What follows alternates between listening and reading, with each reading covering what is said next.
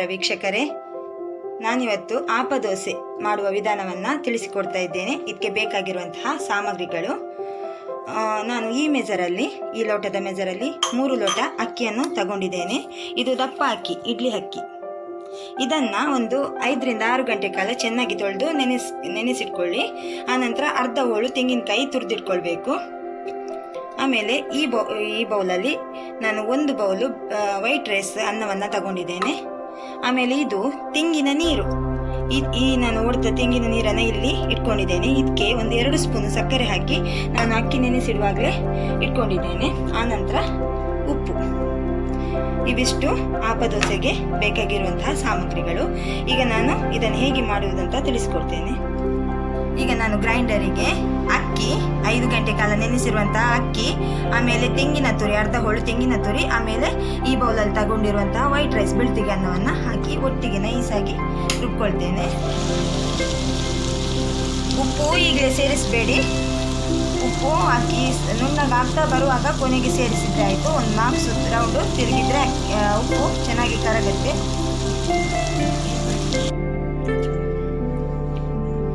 ಈಗ ನಾನು ರುಬ್ಬಿಟ್ಕೊಂಡ ಅಕ್ಕಿ ಮತ್ತು ತೆಂಗಿನಕಾಯಿ, ಅಕ್ಕಿ ಮತ್ತು ಅನ್ನ, ಇದನ್ನು ನಾನು ಚೆನ್ನಾಗಿ ರುಬ್ಬಿ ತಗೊಂಡಿದ್ದೇನೆ. ಈಗ ಇದಕ್ಕೆ ಸ್ವಲ್ಪ ಉಪ್ಪು ಹಾಕ್ಕೊಳ್ತಾ ಇದ್ದೇನೆ ನಾನು, ರುಚಿಗೆ ತಕ್ಕಷ್ಟು. ಆಮೇಲೆ ಇಲ್ಲಿ ನಾನು 1 ತೆಂಗಿನಕಾಯಿಯ ನೀರಿಗೆ ಸ್ವಲ್ಪ ಸಕ್ಕರೆ ಹಾಕಿ ಇಟ್ಟಂತಹ ನೀರನ್ನು ನಾನು ಇದಕ್ಕೆ ಸೇರಿಸ್ಕೊಳ್ತಾ ಇದ್ದೇನೆ.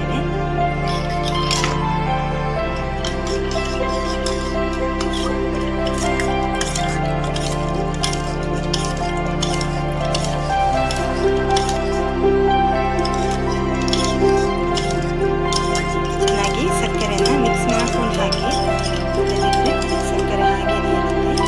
ನಾನು ಈ ತೆಂಗಿನಕಾಯಿಯ ನೀರಿಗೆ ಸಕ್ಕರೆಯನ್ನು ಹಾಕಿ ಹಾಕುವಾಗಲೇ ಈ ನೀರಿಗೆ ಸಕ್ಕರೆ ಹಾಕಿ ಕಲಸಿಟ್ಕೊಂಡಿದ್ದೇನೆ. ಮಿಕ್ಸ್ ಮಾಡ್ಕೊಂಡು ಹಾಕೊಳ್ಳೋಣ.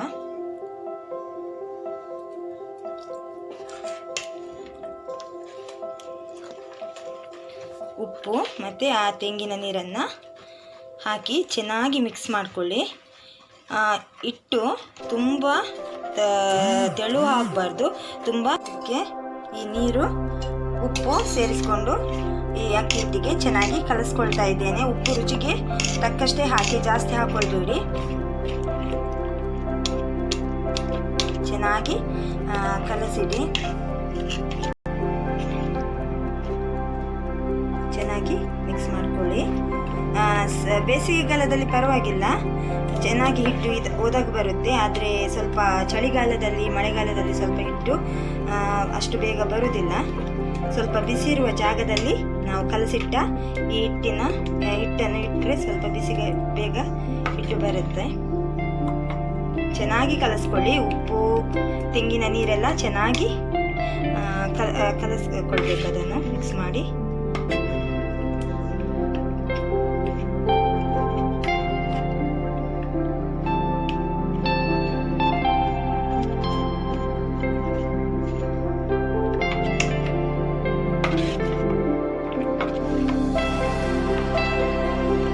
ಈಗ ಚೆನ್ನಾಗಿ ಕಲಸಿಟ್ಕೊಂಡಿದ್ದೇನೆ ನಾನು. ಈಗ ಇದನ್ನು ಹೀಗೇನೆ ಒಂದು 8 ರಿಂದ 10 ಗಂಟೆ ಬಿಡುವ. ನಾಳೆ ಬೆಳಿಗ್ಗೆ ಹೇಗೆ ಮಾಡುವುದನ್ನು ನಾನು ನಿಮಗೆ ತೋರಿಸ್ತೀನಿ. ಹಲೋ, ಗುಡ್ ಮಾರ್ನಿಂಗ್ ಎಲ್ಲರಿಗೂ. ನಿನ್ನೆ ನಾನು ಆಪದೋಸೆಗೆ ರುಬ್ಬಿಟ್ಟಿದ್ದೇನೆ. ನೋಡಿ ಹಿಟ್ಟು ಎಷ್ಟು ಚೆನ್ನಾಗಿ ಬಂದಿದೆ ಅಂತ. ನಾನೀಗ ಇದನ್ನು ಚೆನ್ನಾಗಿ ಕಲಸಿ, ಉಪ್ಪೆಲ್ಲ ನಿನ್ನೆನೆ ಸೇರಿಸ್ಕೊಂಡಿದ್ದೇನೆ ನಾನು. ಚೆನ್ನಾಗಿ ಕಲಸಿ ಈಗ ಆಪದೋಸೆ ಹೇಗೆ ಮಾಡುವುದು ಅಂತ ತೋರಿಸಿಕೊಡ್ತೇನೆ. ಚೆನ್ನಾಗಿ ಬಂದಿದೆ ಹಿಟ್ಟು. ಈಗ ಈ ಹಿಟ್ಟನ್ನು ತುಂಬ ದಪ್ಪ ಇಟ್ಕೊಳ್ಬೇಡಿ, ಮೀಡಿಯಂ ಇದರಲ್ಲಿ ಇಟ್ಕೊಳ್ಳಿ. ಇಡ್ಲಿಗಿಂತ ಸ್ವಲ್ಪ ತೆಳ್ಳಗಿಟ್ಕೊಳ್ಳಿ. ಚೆನ್ನಾಗಿ ಉದುಗಿದೆ. ಈಗ ನಾನು ಇದನ್ನು ಆಪದೋಸೆ ಹೇಗೆ ಮಾಡೋದು ಅಂತ ನಿಮಗೆ ತೋರಿಸ್ತೇನೆ. ನಾನು ಆಪದ ಕಾವಲಿ, ಇದು ಆಪದ ಬಾಣಲೆ ಥರ ಸಿಗುತ್ತೆ ನಿಮಗೆ ಶಾಪಲ್ಲಿ ಕೇಳಿದರೆ. ಆಪದ ಕಾವಲಿ ಅಂತ ಕೇಳಿದರೆ ಕೊಡ್ತಾರೆ. ಇದು ನಾನ್ ಸ್ಟಿಕ್ ಇದು. ಇದನ್ನು ನಾನು ಬಿಸಿ ಹಾಕಲಿಕ್ಕೆ ಇಟ್ಟಿದ್ದೇನೆ. ಈಗ ಇದು ಬಿಸಿಯಾಗಿದೆ. ಇದಕ್ಕೆ ನಾನು ಆಪದ ಹಿಟ್ಟನ್ನು ಹುಯ್ತಾ ಇದ್ದೇನೆ.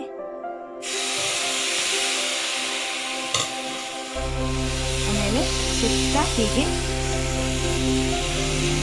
ತಿರುಗಿಸ್ತಾ ಬನ್ನಿ.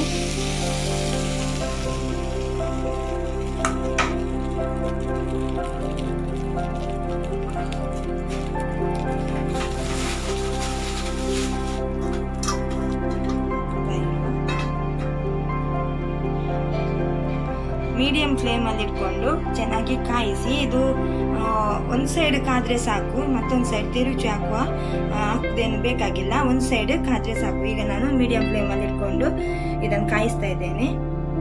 ಇದು ಚಿಕನ್ ಸಾರು, ಮಟನ್ ಸಾರು ಮತ್ತು ಚಟ್ನಿ ಜೊತೆ ಚೆನ್ನಾಗಿರುತ್ತೆ ತಿನ್ನಲಿಕ್ಕೆ. ಈಗ ಇದು ಚೆನ್ನಾಗಿ ನೋಡಿ ಹೀಗೆ ಹೋಲ್ ಬಿಟ್ಕೊಂಡಿದೆ, ಚೆನ್ನಾಗಿ ಕಾದಿದೆ. ಇದನ್ನೀಗ ನಾನು ತೆಗಿದ್ದೇನೆ. ಇನ್ನೊಂದು ಆಪದ ಹಿಟ್ಟಿಂದ ಆಪವನ್ನು ಹಾಕೊಳ್ತೇನೆ ನಾನು.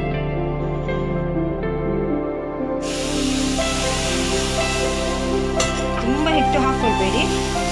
ದೊಡ್ಡ ಸ್ಪೂನ್ ಆದರೆ ಮುಕ್ಕಾಲು ಸ್ಪೂನು, ಆಮೇಲೆ ಸಣ್ಣದಾದರೆ ಒಂದು ಸೌಟಲ್ಲಿ ಹಾಕಿ ಹೀಗೆ ತಿರುಗಿ ಚೆನ್ನಾಗಿ ತಿರುಗಿದ್ರೆ ಸಾಕು. ತುಂಬ ಹಾಕೊಳ್ಬೇಡಿ, ತುಂಬ ದಪ್ಪ ಬರುತ್ತೆ ಅಲ್ವಾ.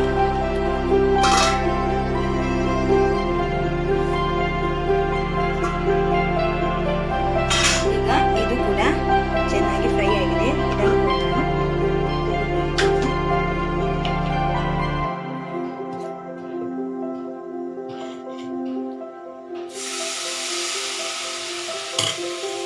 ಹೀಗೆ ಚೆನ್ನಾಗಿ ರೌಂಡಾಗಿ ಹೀಗೆ ಮಾಡಿದರೆ ಆಯಿತು.